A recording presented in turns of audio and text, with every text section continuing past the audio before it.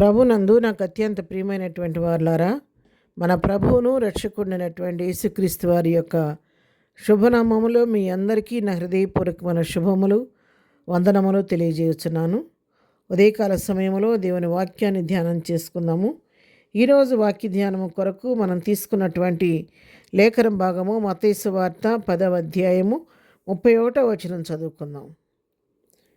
మీరు భయపడకుడి, మీరు అనేకమైన పిచ్చుకల కంటే శ్రేష్ఠులు. దేవుని నామమునకు మహిమ కలుగును గాక.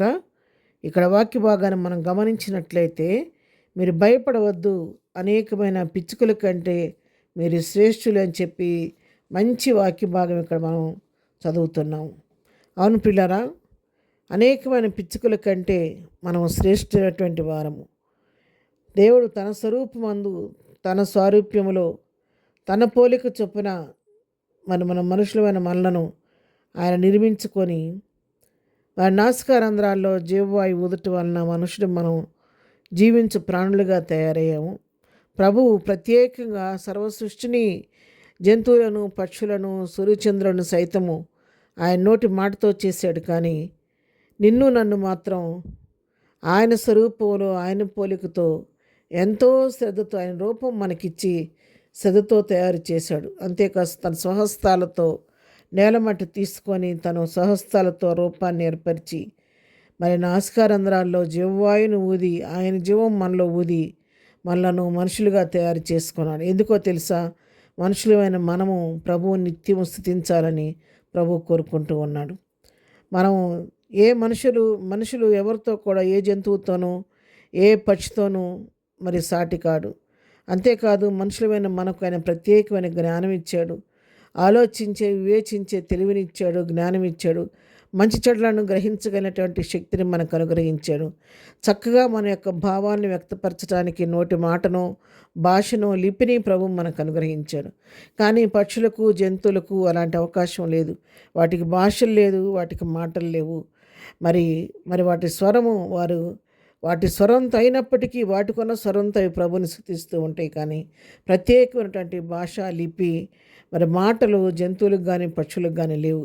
కానీ దేవుడు మనకే నోరిచ్చి చక్కని భాష ఇచ్చాడు, చక్కని మరి మాట్లాడడానికి కావాల్సిన శక్తిని ఇచ్చాడు. ఏ సమయంలో ఏ మాట మాట్లాడాలో సందర్భాన్ని సహితంగా మాట్లాడడానికి దేవుడు మనకు అటువంటి వివేచన జ్ఞానాన్ని కూడా ప్రభు మనకు అనుగ్రహించాడు. అందుకే మత్తయి సువార్త 6వ అధ్యాయం 26వ వచనం కూడా చదువుకుంటే, ఆకాశ పక్షులను చూడుడి, అవి విత్తవు, కోయవు, కొట్లలో కూర్చుకొనవు, అయినను మీ పరలోకపు తండ్రి వాటిని పోషించుతున్నాడు. మీరు వాటికంటే బహు శ్రేష్ఠులు కారా? మీలో ఎవడు చింతించడం తన ఎత్తు మోడు ఎక్కువ చేసుకొనగలడు. అక్కడ వాక్యం సెలవిస్తుంది. ఆకాశ పక్షులను ఒకసారి చూడండి, తెరి చూడండి. అవి విత్తవు, మరి పంటలు పండించవు, మరి విత్తవు, నాటవు, కోయవు, కొట్లలో మరి ఆహారం నిల్వ చేయవు. కానీ అయినప్పటికీ వాటి పరలోకపు తండ్రి వాటిని చక్కగా పోషించున్నాడు. మరి మీరు వాటికంటే శ్రేష్ఠులు కారా? మీరు ఎందుకు చింతిస్తున్నారు? చింతించడం వలన మీ ఎత్తు అన్న ఒక మురడి పెంచుకోగలుగుతారా అని చెప్పి ఇక్కడ దేవుని వాక్యం ప్రశ్నిస్తూ ఉంది. అనుప్రియులారా, ఆకాశ పక్షులను సైతము ఏ దినము ఆ దినం ఆయన పోషిస్తూ సంరక్షిస్తూ ఉన్నాడు. ప్రతి జీవి కూడా ప్రభు వైపు తేరి చూస్తూ ఉంటుందంట. ఎప్పుడు ప్రభు గుప్పిలు విప్పి తమ ఆహారం తమకు ఇస్తాడా అని సర్వజీవుల కనులు ఆయన వైపు చూస్తూ ఉన్నాయంట. మరి ఆ విధంగానే మరి ఆకాశ పక్షులను పోషిస్తున్న దేవుడు, పిచ్చుకలను పోషిస్తున్నటువంటి దేవుడు ఆకాశ పక్షుల కంటే, పిచ్చుకల కంటే శ్రేష్టమైనటువంటి మనలను ఆయన పోషించరా? తప్పకుండా పోషిస్తాడు. కాబట్టి మీరు ఏ విషయంలో కూడా మీరు చింతపడద్దు, దిగులు పడద్దు, భయపడవద్దు అని చెప్పి దేవుని వాక్యం సెలవిస్తుంది. మరి కీర్తన గ్రంథం 8వ అధ్యాయం 5వ వచనం మనం చదువుకున్నట్లయితే, మరి మానవుని గురించి దేవుడు రాసినటువంటి మాట, మరి దేవుని కంటే వారిని కొంచెం తక్కువ వానిగా చేసి ఉన్నాను, మహిమా ప్రభావములతో వాని కిరీటం ధరింపచేసి ఉన్నావు. మనుషుల్ని దేవుడు మరి దేవుని కంటే కొంచెం తక్కువగా చేశాడంట. మహిమా ప్రభావాలతో కిరీటాన్ని ధరింపచేసి ఎంతో ఆధిక్యత మనకు అనుగ్రహించాడు. కాబట్టి ఈ ఉదయకాలం దేవుని వాక్యం నిన్ను హెచ్చరిస్తూ ఉంది. ఆకాశ పక్షులను పోషించిన దేవుడు, పిచ్చుకలను పోషించిన దేవుడు అంతకంటే శ్రేష్టం నిన్ను కూడా తప్పకుండా పోషించి సంరక్షిస్తాడు. కాబట్టి భయపడకుండా ప్రభు వైపు చూస్తూ ముందుకు సాగిపోదాం. ప్రార్థన. ప్రేమగలిగిన తండ్రి, పరిశుద్ధుడా నీకు వందనాలు. ఉదయకాలం ప్రభా మాకు ఇచ్చినటువంటి శ్రేష్టమైన వాక్య భాగాన్ని బట్టి మీకు వందనాలు.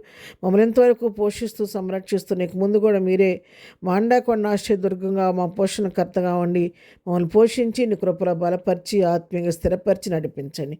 ఈ దినం మేము చేర్చిన పనిపాట్లో తోడుగుండండి.